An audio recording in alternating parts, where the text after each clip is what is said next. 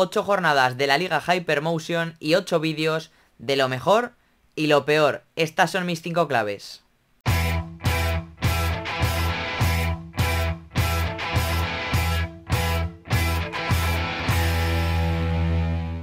Muy buenas y bienvenidos a un nuevo vídeo en el canal. Hoy hay que hablar y analizar, como cada lunes, como en cada inicio de semana, lo mejor y lo peor, todo lo que ha pasado en segunda división en la Liga Hypermotion. Y además, otra vez, esta vez no ha sido con una remontada como la de la semana pasada, con ese 3-0 que acabó levantando el Albacete en el Molinón, pero sí que ha habido otras cosas bastante interesantes y que han vuelto a dejar alguna destitución, por desgracia, en los equipos, en los entrenadores de la categoría. Y vamos a empezar con uno de los partidos que a priori seguramente era el más esperado, el más potente, el más tremendo por lo que podía suponer en la parte alta, seguramente el que más nombre tenía. Y la verdad es que fue muy bueno ese que ocurrió en Riazor entre el Depor por un lado y la Unión Deportiva Almería, porque es verdad que se adelantó el equipo de Rubi con ese 0-1 de Bonini, que por cierto en una defensa que se sigue asentando, porque es verdad que le cuesta dejar porterías a cero, aunque viene de dejar una hace bien poco, pero es verdad que es un equipo que encaja muchos goles y aún así en Riazor, pues bueno, mantuvo la compostura, no recibió muchas ocasiones claras y la verdad es que, pues bueno, está siendo un equipo que está mejorando con el paso del tiempo, porque esa defensa, esa línea defensiva que empieza en los laterales con Alex Muñoz y Chirino y en los centrales con Nelson Monte y Bonini, pues está creciendo, está yendo a más y sobre todo está manteniendo una regularidad, una continuidad en el día a día. Es decir, pasan las jornadas y cada vez se sigue asentando porque van manteniendo y van jugando cada vez más minutos juntos y por tanto pues el equipo sigue creciendo por delante de Andrés Fernández, que obviamente ya, como se veía como se sabía desde que llegó, iba a ser indiscutible en la portería. Y la verdad es que pues bueno, la defensa a mí sobre todo me está convenciendo porque, como digo, Rubi les está dando esa continuidad. A partir de ahí pues el Almería se adelantó con esa jugada a balón parado del central zurdo italiano y la verdad que, como digo, sobre todo con esos futbolistas que tiene entre líneas, con jugadores como Melamed, como Arribas. La verdad es que es un equipo que tiene mucha dinamita arriba y que por ello hablo tanto de lo de atrás, porque si es un equipo que consigue ser estable, que consigue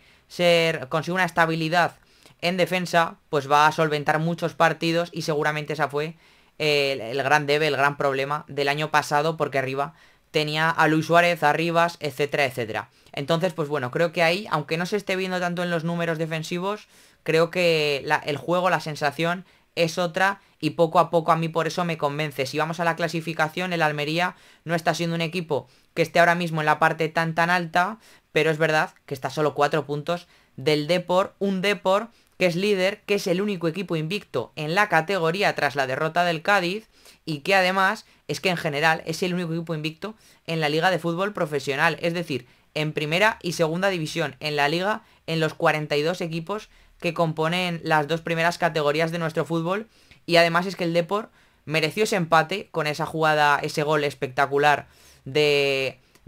bueno, la estrella, que podríamos decir, que lo sabemos ya, que es Jeremai, y que evidentemente a partir de ahí sí que es verdad que antes ya tuvo alguna acción, alguna llegada por fuera, algún centro lateral, alguna acción también entre líneas con Mario Soriano, con Luismi,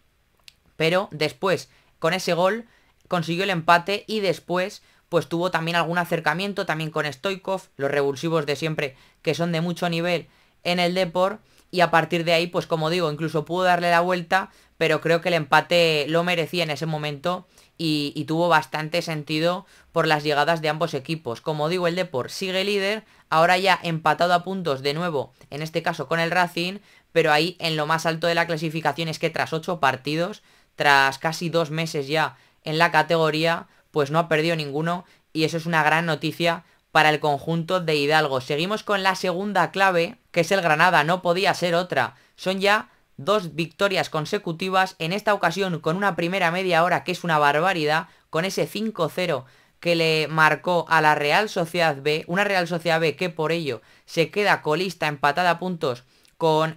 varios equipos, realmente, pero ella es la que va última con 6 puntos y con solo una victoria que precisamente fue en la primera jornada, además ante el Zaragoza. La verdad es que el Granada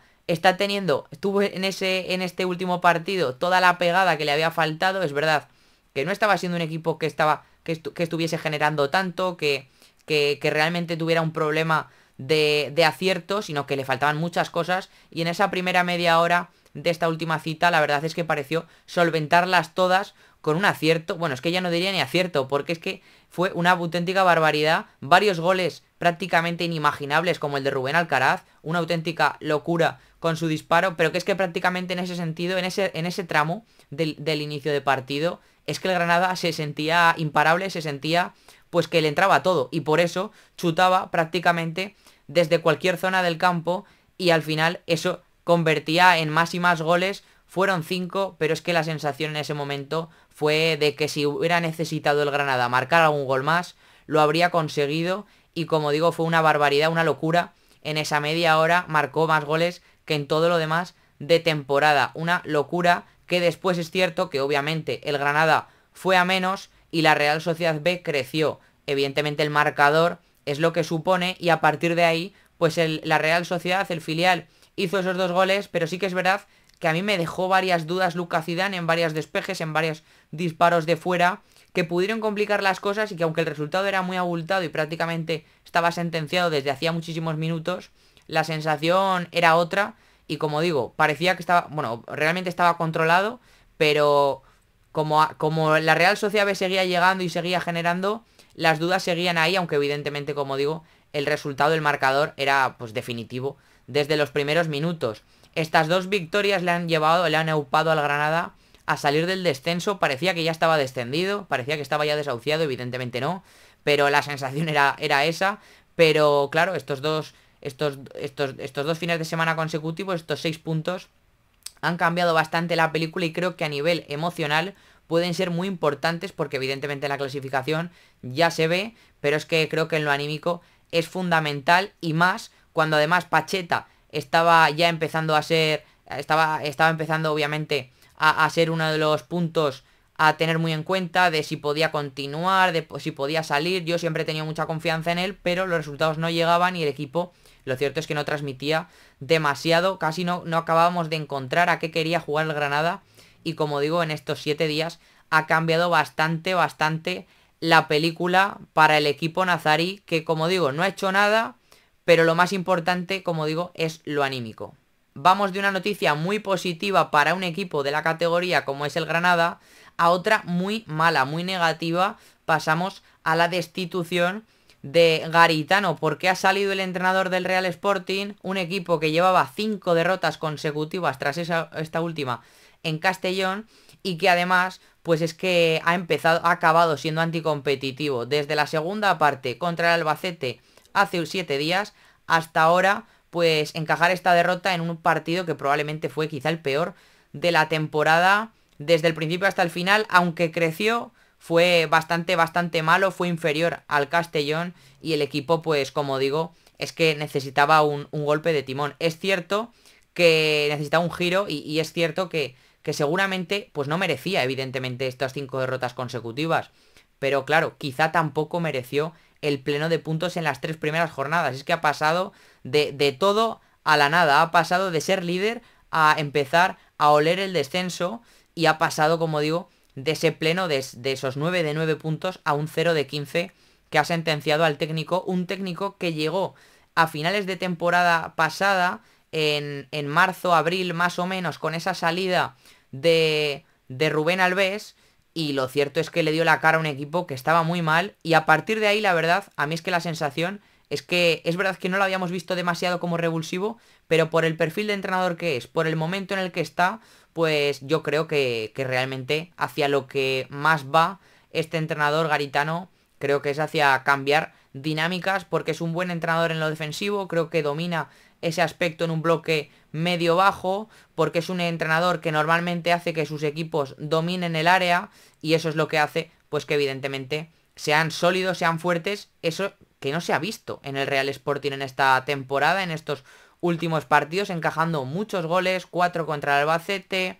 3 en este último partido contra el Castellón. Es que son muchos, 3 también con el Burgos, son muchos goles en los últimos partidos y eso ha hecho pues que al final, cuando un equipo que le cuesta proponer, le cuesta llevar la iniciativa con la pelota, le cuesta pues realmente generar situaciones por momentos cuando no tiene espacios, pues si a esto le sumas que defensivamente, que en teoría era su fuerte y que así empezó viéndose prácticamente sin encajar goles en los primeros partidos,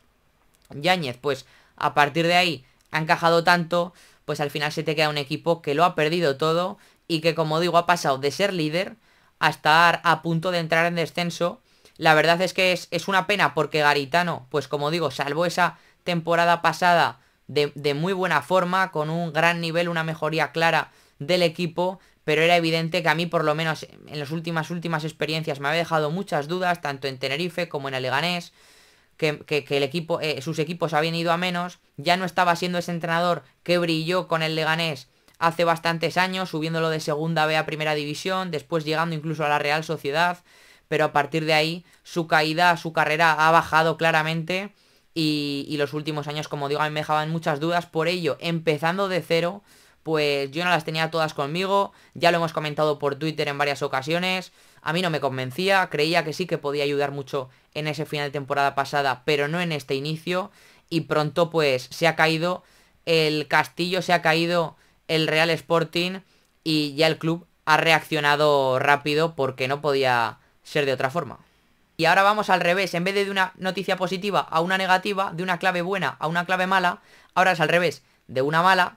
a una bastante buena, evidentemente solamente para el Racing de Santander, porque consiguió una portería cero y evidentemente lo más importante, una victoria, pero sobre todo me quedo con esa portería cero porque hacía casi 7 meses que no lo lograba, hacía casi 7 meses que su portero, en este caso Ezquieta, no se iba sin encajar goles de un partido. Es una auténtica locura, estaba siendo un equipo que hacia adelante iba muy bien, que marcaba muchos goles, que tenía una pegada tremenda, pero que le costaba mucho cerrar su portería, que le costaba tener esa estabilidad defensiva, mejorar en ese sentido, y contra el Málaga lo consiguió. Es verdad que con el equipo de Pellicer quedándose con 10 cuando quedaba muchísimo partido, con esa expulsión de Montero, pero a partir de ahí lo cierto es que el Racing pues levantó la mano y fue hacia adelante, como en otras ocasiones, incluso contra 10 le había costado, y por eso pues creo que también es positivo. Además, lo hizo con un 3-0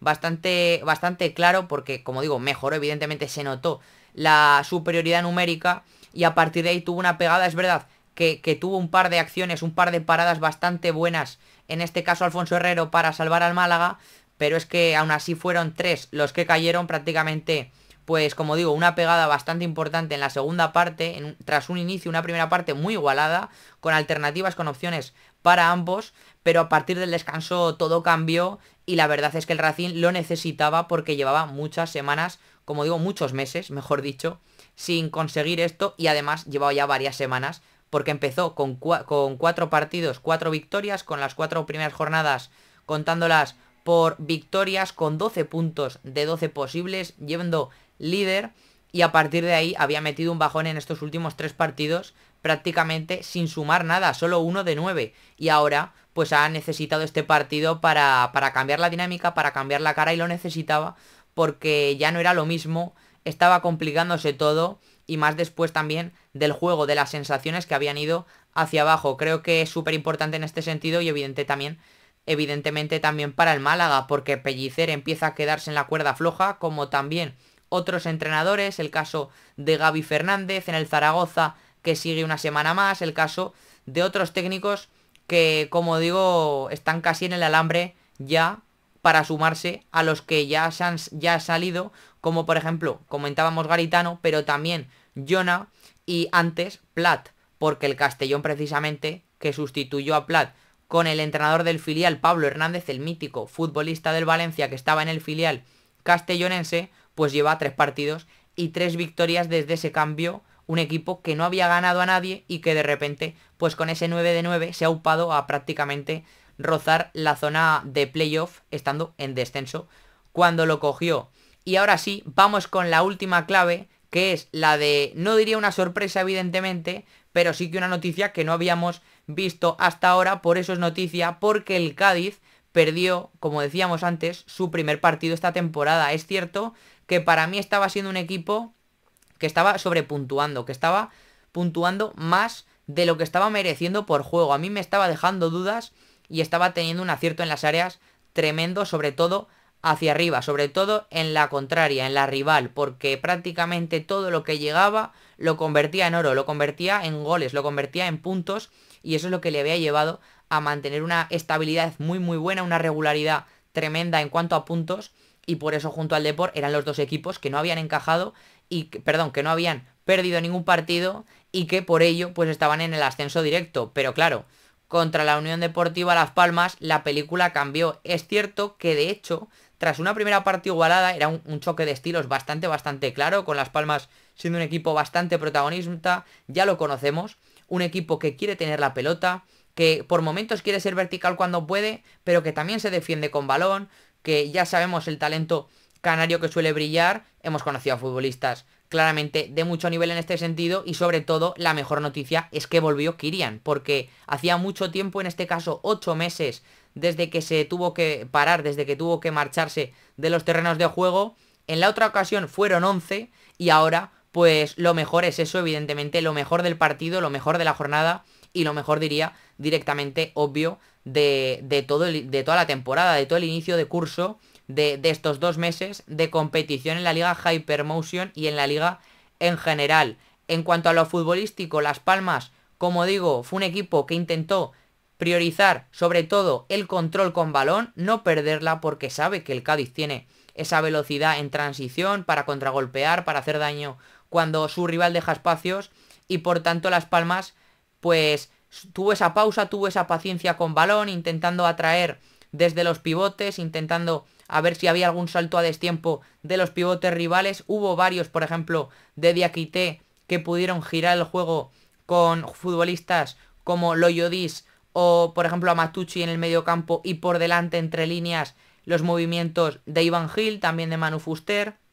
A partir de ahí intentaron girar al Cádiz, hacerle daño, como digo, a la espalda de su centro del campo, pero aún así no pudo generar prácticamente nada, tampoco por fuera. Estaba siendo un partido muy igualado, pero el Cádiz prácticamente no podía salir. Es verdad que, como digo, no estaba concediendo, pero no podía salir, y por ello estaba incómodo también por momentos. A partir de ahí, en la segunda parte, en ese segundo tramo de la segunda parte, el Cádiz estaba mejor. El Cádiz estaba llegando, en ese momento sí que estaba pudiendo salir de su campo y estaba finalizando, estaba encontrando portería, estaba buscando finalizar, y como digo, en ese sentido hizo daño, y Jorcas fue el que paró, el portero, el que paró y el que frenó esos intentos, el que mantuvo la portería a cero y dio tiempo a que su equipo mejorase, porque había ido a menos, todo lo contrario, como digo, que el equipo de Garitano, en este caso Gaizka. Y además, pues como digo, cuando mejor estaba el Cádiz, cuando mejor estaban los visitantes, llegó un balón parado que lo cambió todo con ese gol de Barcia. Una Unión Deportiva Las Palmas que, la verdad, a mí en parte no diría que me está sorprendiendo, porque lo cierto es que era un equipo que venía de primera división. Había que ver un poco, había ciertos fichajes que a mí me dejaban dudas, porque creo que hizo muchas apuestas, quizá no diría exóticas, pero sí que un poco eso, muchos futbolistas del extranjero, muchos futbolistas jóvenes, mucho jugador, también algunos cedidos, pero la verdad es que está empezando muy bien. La verdad es que yo tenía más que ciertas dudas, tenía expectativa, tenía esa sensación de que quería verlo, estaba expectante, porque era un equipo, como digo, que a mí, sobre todo desde Luis García, no me acababa de convencer de primeras, pero más, como digo, no por dudas, sino seguramente porque estaba expectante, porque yo me esperaba que firmara un entrenador que quizá pues fuese más garantía, que fuese mayor certeza, dentro de que en el fútbol prácticamente nadie lo es, pero esperaba un entrenador pues quizá un poco más contrastado, porque Luis García había dejado momentos, había dejado tramos muy buenos con el Real Club Deportivo Español, desde que lo cogiera en primera y después continuase en segunda, pero la verdad es que a mí me dejaba, como digo, no quería verlo porque me dejó bastantes dudas esa época en el Español. Como digo, tuvo momentos positivos, pero le faltaba un poco, y a partir de ahí, pues ahora la verdad es que ha empezado muy bien. Es cierto que a mí el equipo todavía no me encanta, todavía pues está creciendo, está empezando, estamos a primeros de temporada y es complicado, pero la verdad es que en cuanto a puntos el equipo está muy bien y golpeó, hizo daño, ganó a un equipo, el Cádiz, que no había perdido y que estaba muy arriba y estaba siendo evidentemente un rival directo, directísimo para el equipo canario. Así que estas son mis 5 claves, espero que os hayan gustado, dejadme en los comentarios las vuestras, acordaros de dejar un buen like porque esto evidentemente cuando lo hacéis podéis hypear el vídeo que ayuda una barbaridad y también evidentemente con ello podéis suscribiros para seguir creciendo, que cada día somos más y por eso os lo agradezco mucho. Por tanto, nada más, esto ha sido todo y nos vemos en la próxima.